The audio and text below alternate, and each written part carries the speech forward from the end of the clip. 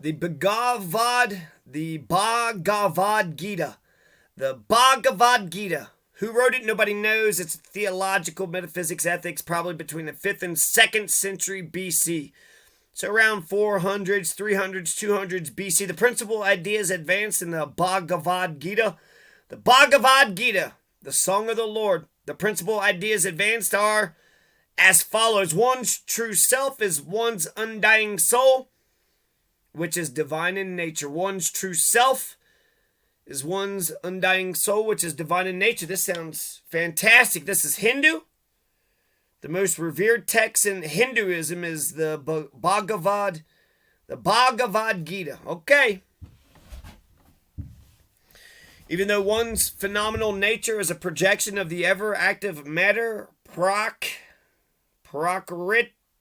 one can avoid the inherent bondage of a material mode of existence by cultivating even-mindedness and detachment. Practice of detachment is possible through self-knowledge and devotion to God, and it's to be initiated in the performance of righteous acts which uphold social order.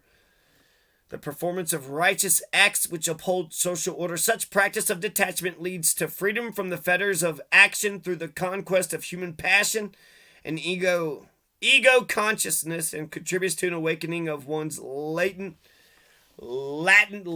divinity by taking one closer to God. Okay, so I don't hate I like all that. One undying soul, divine in nature, yeah. Cultivating even-mindedness, detachment. I don't know about detachment. I think self-knowledge is good. Cultivating even-mindedness. When they talk about God, I think it's like they're talking about the ideal, not like an actual like invisible man in the clouds. They're saying detachment leads to freedom from the fetters of action through the conquest of human passion.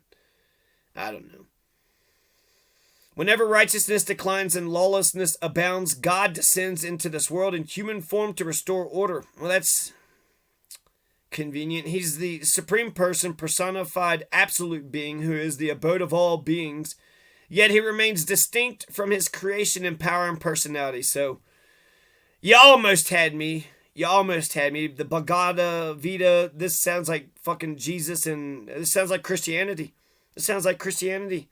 18 chapters. The Gita is itself a small part of the vast epic, the Mahabharata. The Mahabharata, written by more than one person, comprehensive if not elective scope. To understand the Gita's importance in the Hindu tradition, broadly speaking, the Hindu tradition makes a distinction between the pursuit of God as a personified supreme being to be reached primarily through devotion and the mystical quest for the undifferentiated one. Krishna takes Arjuna to progressively higher planes of awakening by leaving out sophistry and the appeal to his base emotions, and by providing more substantive discourses on human nature, life's goal and God. Krishna initially develops the idea of detachment by elaborating on the nature of work and its fruit. Krishna gives his sermon, which constitutes, okay, here, this is important, okay? So the Bhagavad Gita, the story is set in a dramatic context of a war between good and evil. Well, that's just like Star Wars and the Jedi. So good and evil, right? The Sith and the Jedi are clearly marked. Krishna, the human incarnate of the Hindu god Vishnu, is the charioteer of Arjuna. Okay. The human incarnate of the Hindu Vishnu. Okay, so Vishnu is the god, Krishna is like Jesus, and Jesus is the charioteer of Arjuna, and Arjuna is actually the star of the tail. That's the most gifted warrior on the good side. So Arjuna is the most gifted warrior on the good side, and he's destined to overcome the evil forces. When the two sides are about to engage in the war, Arjuna, realizing that the war means killing some of his own relatives and benefactors with the other side, becomes dejected, and he refuses to fight. In order to advise Arjuna that he should do what must be done, Krishna gives his sermon, which constitutes the body of the Gita, The dramatic setting of the story in the battlefield is highly symbolic. It's suggestive of the spiritual struggle of a human soul in which Arjuna, the confused self, looks for an excuse to withdraw from the battle, but Krishna, the divine in man, charioteers the soul. To get Arjuna back to his task, Krishna starts his teaching with the Samkhya idea that a man's true self, which is his soul, is eternal and indestructible.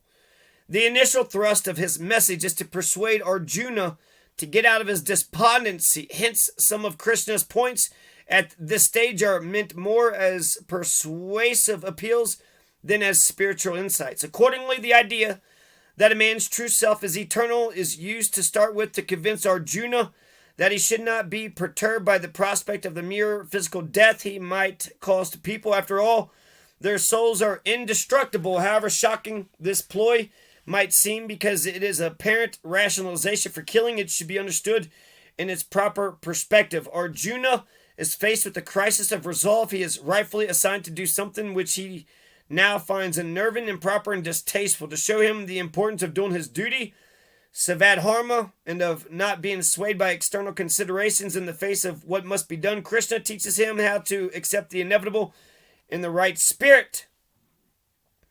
The rightness of Arjuna's fighting the battle, since he is a warrior by caste, is not really in question. It's already decided that to fight was the only right and honorable option available to Arjuna and his clan. Arjuna's last-minute self-doubt and his consequent decision not to fight are then indications of failure of nerve and weakness of resolve on his part.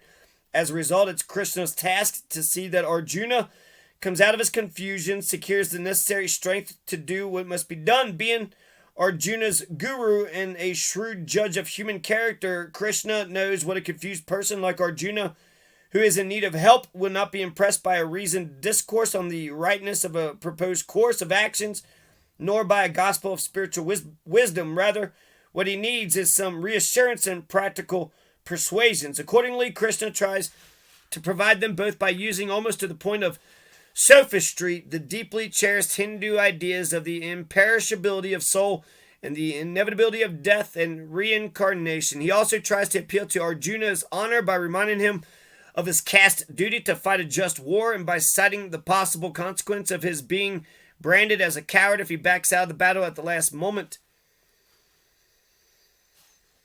So, gradually, Krishna takes Arjuna to progressively higher planes of awakening by leaving out sophistry. It's ironic. The Gita, one of the most definitive texts on love and nonviolence, starts with an apparent rationalization for killing. However, the irony disappears when it's understood that Arjuna is not really given a lesson on killing, but is told to differentiate between real love and false compassion, to understand death and not be afraid of it, and to realize that there is much more to a person than his fleeting nature and perishable body, namely his undying soul, which is divine in nature. Because these points are presented in the context of a battle and in the initial guise of the advice to kill, they illustrate the real-life import of the teachings and dramatize the importance of spirituality, serenity, in the midst of unnerving situations. Like the progressive teaching method, the advocacy of spirituality in juxtaposition to material concerns is another technique in the Hindu tradition, a technique also exemplified by the explicitly erotic sculptures on the walls of even the most pious Hindu temples. The Gita repeatedly asserts the fundamental difference between a person's true self, which is his soul, and which is non-active by nature, and the ever-active maternal nature, which forms his body and mind.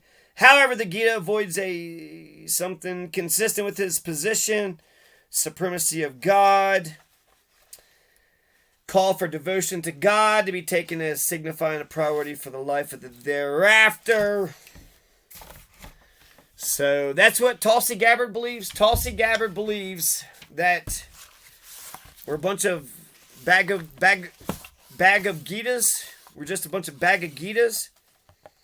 Tulsi Gabbard believes that we're all just a bunch of bag of Gitas. That one's true self is one's undying soul, which is divine in nature. One's phenomenal nature is a projection of the ever-active matter. Cultivate even-mindedness and detachment, self-knowledge, devotion to God, freedom from the fetters of action through the conquest of human passion and ego consciousness. Oh, the fetters of action. I don't like any of this crap. Bhagavad Gita, bunch Bunch of crap, Arjuna. It's like, hey, Arjuna, just keep on fighting. And Krishna just says, just keep fighting. Why? Who knows? Because you're a poor cannon fodder peasant. You're just a poor cannon fodder peasant. Get out there, you, and get your head and balls blown off. Krishna, what the hell is your problem? I like the struggle, the idea. I'll say just one idea, just essentially that Arjuna is like, I don't want to get up. Arjuna is the person that doesn't want to wake up in the morning, whereas the Krishna is like, but you gotta get up. Why? Because you have an eternal soul. You have an eternal soul. You are divinity. You are a spark of the divine. And your undying soul is still alive. So get that soul up and going. Get that soul up and going.